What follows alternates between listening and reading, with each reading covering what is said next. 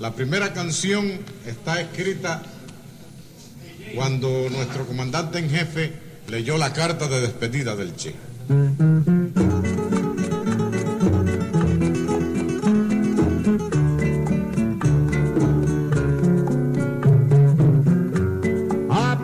Aprendimos a quererte desde la histórica altura donde el sol de tu bravura le puso cerco a la muerte. Aquí se queda la clara, la entrañable transparencia de tu querida presencia, comandante Che Guevara.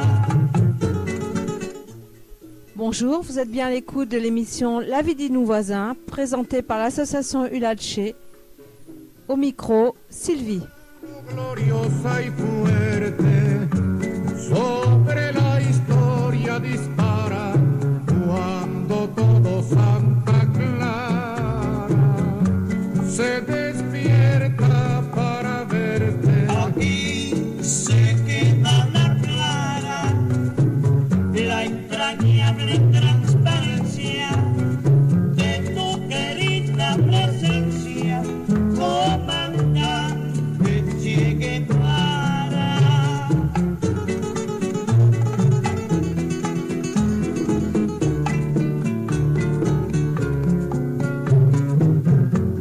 Vienes quemando la brisa con soles de primavera para plantar la bandera con la luz.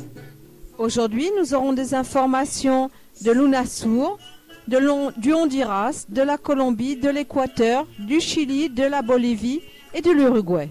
Tu querida presencia, comandante Che Guevara.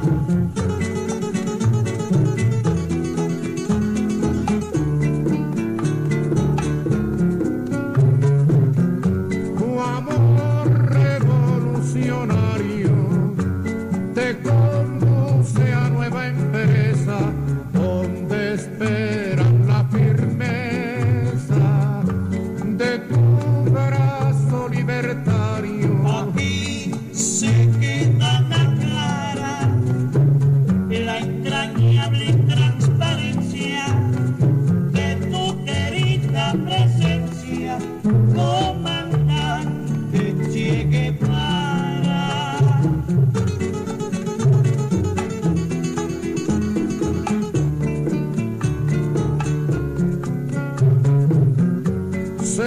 Seguiremos adelante, como junto a ti seguimos y con Fidel te decimos, hasta siempre, comandante. Aquí se queda la clara, la entrañable transparencia de tu querida presencia, comandante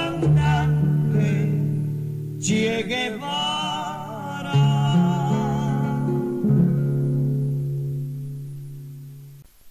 UNASUR.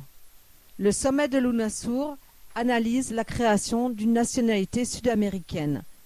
Les chefs d'État et de gouvernement membres des nations sud-américaines, l'UNASUR, analysent au prochain sommet présidentiel du bloc, ce jour 5 décembre en Équateur, l'instauration de la nationalité sud-américaine à travers un passeport. Cette information a été donnée par le secrétaire général de cette instance d'intégration, Ernesto Samper, sur son compte Twitter. Le 5 décembre, nous mettrons en place l'établissement du passeport sud-américain pour circuler dans la grande majorité qu'est cette région, a écrit le haut fonctionnaire. Ces derniers jours, pendant une tournée à La Paz en Bolivie, Samper a informé que ce mécanisme permettra aux citoyens de travailler dans n'importe quel pays membre de l'UNASUR. Samper a précisé qu'avec ce passeport, les citoyens des pays membres de cet organisme pourront de plus toucher les bénéfices du travail qu'ils effectuent. Sur les réseaux sociaux en question, Samper s'est référé à la rencontre des vice-chanceliers de l'UNASUR qui s'est déroulé les 20 et 21 novembre dans la ville bolivienne de Santa Cruz, où sont débattus différents sujets, parmi lesquels la priorité donnée à 6 projets d'infrastructure qui impliquent plus de 2 États de la région. Réunion des vice-chanceliers, l'UNASUR a été relancée avec des propositions comme le passeport sud-américain, une banque des prix du médicament et d'infrastructures, a écrit Samper dans ce microblog. À la réunion des vice-chanceliers qui a examiné l'agenda du sommet de l'UNASUR, on a débattu de plus de la création de l'école sud-américaine de la défense qui aurait son siège en Équateur et du renforcement du contrôle électoral. De même, on a examiné parmi d'autres thèmes les ressources naturelles, l'énergie et la possibilité que la région soit connectée de façon interne par Internet avec sa propre fibre optique. L'UNASUR est composée par l'Argentine, la Bolivie, le Brésil, la Colombie, le Chili, l'Équateur, le Guyana, le Paraguay, le Pérou, le Suriname, l'Uruguay et le Venezuela. Le Panama et le Mexique sont encore observateurs. UNASUR, toujours. L'UNASUR doit créer ses propres réseaux sociaux, selon Julian Assange. Pour éviter l'espionnage électronique des États-Unis envers les pays de l'Union des Nations du Sud, UNASUR, cet organisme multilatéral doit créer ses propres moteurs de recherche et ses propres réseaux sociaux, a recommandé jeudi le fondateur Wikileaks, Julian Assange. Les membres de ce bloc régional doivent suivre l'exemple de la Russie et de la Chine qui développent leurs propres moteurs de recherche et leurs propres réseaux sociaux comme alternative à Google, Facebook et Twitter, a ajouté Assange dans une vidéoconférence réalisée à l'ambassade de l'Équateur au Royaume-Uni où il a trouvé asile depuis juin 2012. Le journaliste australien s'est réfugié au siège diplomatique équatorien après avoir été réclamé par la justice suédoise qui voulait l'interroger sur le cas de 2 femmes qu'il accuse de viol et de harcèlement sexuel présumé commis à Stockholm, des accusations qu'Assange réfute énergiquement. Lors de la rencontre nationale de gouvernance d'Internet qui a eu lieu à Quito, capitale de l'Équateur, à travers une vidéoconférence, le journaliste australien a considéré comme nécessaire que les gouvernements réalisent des investissements dans le domaine d'Internet afin que leur pays atteigne la véritable indépendance, la véritable liberté et la véritable souveraineté. Car Washington, a déclaré Assange, a actuellement le monopole du monde virtuel et intercepte 98% des communications de l'Amérique latine. Comme exemple, le créateur de Wikileaks a indiqué que Google compile plus d'informations pour la Maison-Blanche que l'Agence de sécurité nationale des États-Unis elle-même. Les réseaux sociaux comme Facebook et YouTube font la même chose. Fin septembre, l'activiste de l'informatique a assuré que la principale activité de Google était l'espionnage et a estimé que cette pratique constitue 80% des bénéfices du moteur de recherche d'Internet. Depuis sa création en 2006, Wikileaks a publié une multitude de documents sur des sujets controversés, en particulier l'espionnage massif que les États-Unis mettent en place dans plusieurs pays. Honduras. Des milliers de manifestants veulent passer Noël en paix. Près de 20 000 personnes, selon les estimations du gouvernement, ont participé samedi dernier à une marche à Tegucigalpa pour demander un Noël en paix, alors que le Honduras détient le record du monde des homicides. Nous voulons la paix, ont scandé les manifestants dans un défilé avec en tête le président Juan Orlando Hernández, qui s'étendait sur près de 3 km sur le boulevard Suyapa, dans l'est de la capitale hondurienne, accompagné du son des tambours et de timbales. Le président Hernández, qui est arrivé au pouvoir le 27 janvier, avait alors promis de faire sortir son pays de l'énorme crise de la criminalité qu'il allait combattre pas à pas. Le Honduras détient le record du monde des homicides avec 79 cas pour 100 000 habitants et 20 meurtres par jour selon l'Observatoire de la violence de l'Université nationale. Selon le président, 7 meurtres sur 10 sont attribuables aux trafiquants de drogue qui font transiter les stupéfiants d'Amérique du Sud vers les États-Unis. Le Honduras avait été sous les feux de l'actualité à mi-novembre lorsque la jeune Miss Honduras, qui devait participer à l'élection de Miss Londres à Londres le 14 décembre, avait été retrouvée tuée par plus d'une dizaine de balles, ainsi que sa sœur, après avoir fêté l'anniversaire du petit ami de cette dernière. 4 suspects, dont ce jeune homme, ont été inculpés d'homicide. Colombie. Un général libéré par les FARC. Une mission humanitaire qui a récupéré l'officier supérieur âgé de 55 ans, Rubén Alzate, ainsi que le caporal Jorge Rodriguez et une conseillère de l'armée, Gloria Urrego, enlevés pendant une mission le 16 novembre par les forces armées révolutionnaires de Colombie dans la province du Chocó sur la côte pacifique. Ce dénouement contribue à retrouver le climat propice pour continuer les négociations, s'est félicité le président Juan Manuel Santos qui exigeait ces libérations comme préalable à la restauration du dialogue avec les FARC délocalisés depuis 2 ans à Cuba. Les opérations militaires avaient été suspendues dans cette région pauvre et difficile d'accès, avec des cours d'eau serpentant entre les forêts et des conditions météorologiques souvent capricieuses. La guérilla marxiste a remis en liberté ceux qu'elle considérait comme ses prisonniers de guerre dans le petit hameau de Veaguez, situé au bord d'une rivière au nord de Quibdó, la capitale du Chocó, où le général dirigeait une brigade spéciale. Signe fort, un commandant des FARC, Pastor Alape, voyageant depuis la Havane, a lui-même remis l'officier à la mission menée sous l'égide du Comité international de la Croix-Rouge, avec des représentants de Cuba et de la Norvège, pays garant du processus de paix. Après un transfert à Medellín, où les attendait le ministre de la Défense Juan Carlos Pinzón, l'officier et ses accompagnateurs ont été transférés à l'hôpital militaire de Bogota, qui a émis un bulletin rassurant sur leur bon état de santé. Depuis la capitale cubaine, la guérilla a appelé le président Santos à changer les règles du jeu. Nous ne pouvons pas prolonger cette absurdité de mener des négociations de paix au milieu de la guerre, a-t-elle insisté, plaidant pour une armistice. Mais M. Santos a réaffirmé sa conviction selon laquelle l'absence d'un cessez-le-feu a été la meilleure manière de préserver les pourparlers. L'Union européenne, qui a salué la libération tout comme l'Organisation des États américains, a appelé à une reprise rapide des négociations.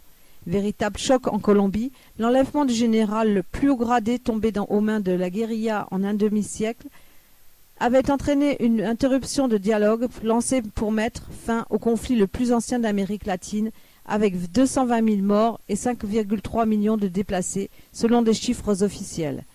Forte de 8 000 combattants repliés dans des zones rurales, le principal mouvement de rébellion de Colombie avait fourni une preuve de bonne volonté en relâchant mardi 2 jeunes soldats retenus depuis le 9 novembre à la suite d'affrontements dans le nord du pays. Le règlement de la crise est très rapide et plus fluide qu'autrefois, signale la politologue Angelica Redberg, professeure à l'Université des Andes de Bogota. Il faut y voir le fait que chacun des camps veut continuer le processus de paix et éviter une escalade de la crise, a-t-elle ajouté. Aucune date n'a été toutefois précisée pour la reprise des discussions dans la capitale cubaine. Il n'est pas évident que le processus de paix puisse se rétablir comme si de rien ne s'était passé, a indiqué Christian Vodkel, expert en Colombie auprès de l'ONG Crisis Group International, spécialisée dans le règlement des conflits dans le monde. Selon lui, cet épisode se fera sentir à long terme à La Havane.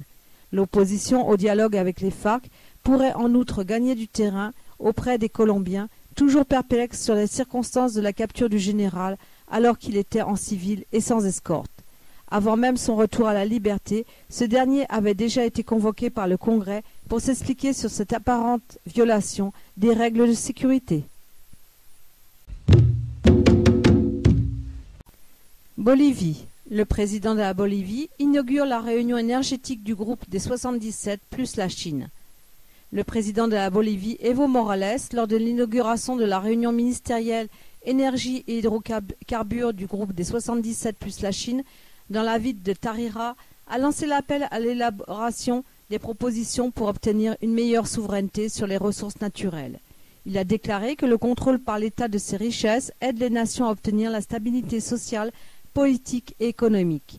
Il a rappelé l'expérience positive dans ce pays andin avec la politique de nationalisation appliquée depuis 2006 dans des secteurs et des entreprises stratégiques. Evo Morales a souligné que ce processus a permis une croissance soutenue ces dernières années, d'élever les investissements publics, d'éliminer le déficit fiscal et de changer l'image de la Bolivie depuis son application. Par ailleurs, Carlos Villegas, président de l'entreprise de l'État Gisements pétrolifères fiscaux boliviens, a déclaré que la décision de l'OPEP, Organisation des pays exportateurs de pétrole, aggrave l'actuelle crise mondiale si elle ne limite pas la production de pétrole brut. Il a déploré cette position car elle ne donne pas une solution à la continuelle chute des prix de combustibles, ce qui pourrait aggraver la situation internationale. Il a analysé aussi l'existence de plusieurs facteurs économiques et géopolitiques qui influent dans la baisse des hydrocarbures, dont la superproduction de l'Arabie saoudite, des États-Unis, la récupération de la Libye et de l'Irak, en plus de la base demande de l'Europe, du Japon et de la Chine.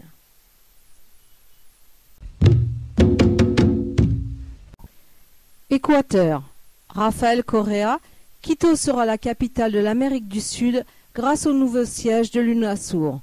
Le président équatorien Rafael Correa a assuré que l'ouverture d'un nouveau siège de l'UNASUR, Union des Nations Sud-Américaines à Quito, fera de cette ville la capitale de la région. Au cours d'une conférence de presse à Guayaquil, Rafael Correa a qualifié l'inauguration de ce bâtiment d'événement historique pour ce pays sud-américain et pour l'Amérique latine en général.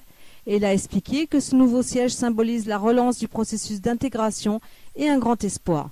Le président équatorien a plaidé pour la mise en place d'une politique salariale et d'un système financier commun aux 12 pays membres de l'UNASUR et pour la création d'une institution judiciaire régionale pour éviter d'avoir recours à la Cour de la Haye. Chili. La justice chilienne poursuit des victimes de la dictature de Pinochet. La récente demande d'extradition d'un ancien résistant à la dictature du général Augusto Pinochet révèle tout le paradoxe inhérent à la justice chilienne. Une justice qui peine à juger les tortionnaires de la dictature, mais qui n'hésite pas cependant à se rendre complice de procès iniques dont sont victimes les opposants de la dictature. Ces résistants ont subi pour la plupart de nombreuses violations des droits de l'homme. C'est le cas de Francisco Peña qui fut victime de traitements cruels et inhumains et qui fut condamné à la suite d'un simulacre de procès et grâce à des aveux obtenus sous la contrainte et la torture. Francisco Peña Rivero fut un militant antidictatorial pendant les années noires qu'a vécu le Chili. Pendant ses études universitaires en pédagogie à l'université d'Antofagasta, il militait dans l'organisation des jeunesses communistes, puis dans le Front patriotique Manuel Rodriguez, mouvement de résistance armée à la dictature. Il fut arrêté par la police politique de la dictature, accusé de multiples délits, puis condamné au moyen de déclarations obtenues sous la torture à une longue peine de prison en absence de tout état de droit.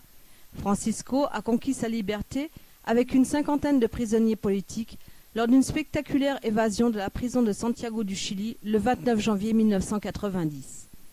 Le 19 novembre dernier, la juge Claudia Pamela Salgado Rubilar a initié la procédure pour demander à la France l'extradition de Francisco Ismael Peña Rivero pour sa responsabilité comme auteur des délits d'association illicite, de soustraction d'un mineur, de vol avec intimidation et violation de domicile.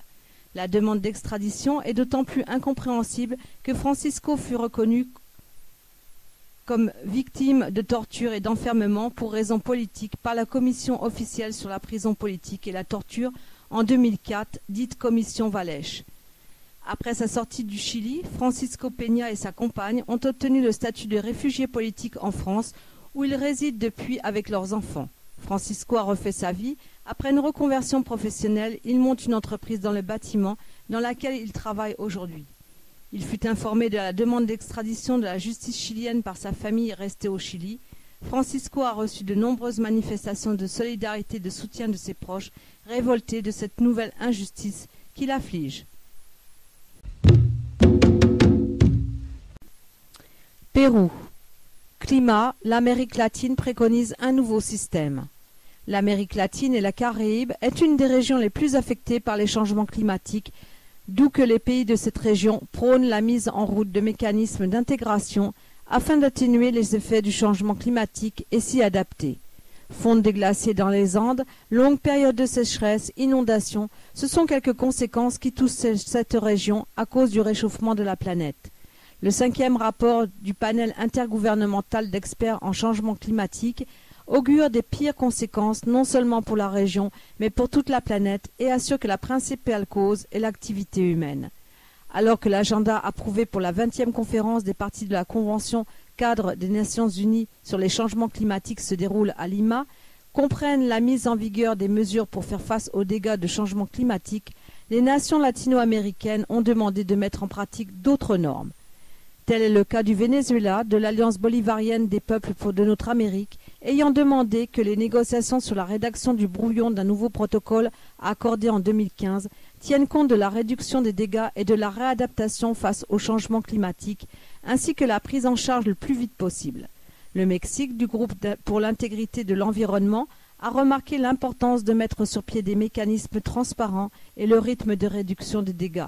Le Chili de l'Alliance indépendante de l'Amérique latine et de la Caraïbe indique que la réunion à Lima est très importante pour l'établissement d'un système multilatéral pour affronter le changement climatique et a exigé la transparence dans les négociations, qu'elles soient inclusives et productives. En outre, le Chili a demandé au pays de faire plus de contributions pour le Fonds vert pour le climat.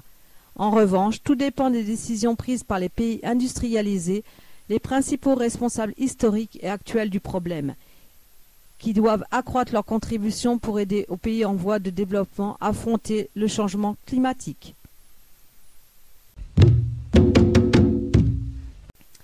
Uruguay.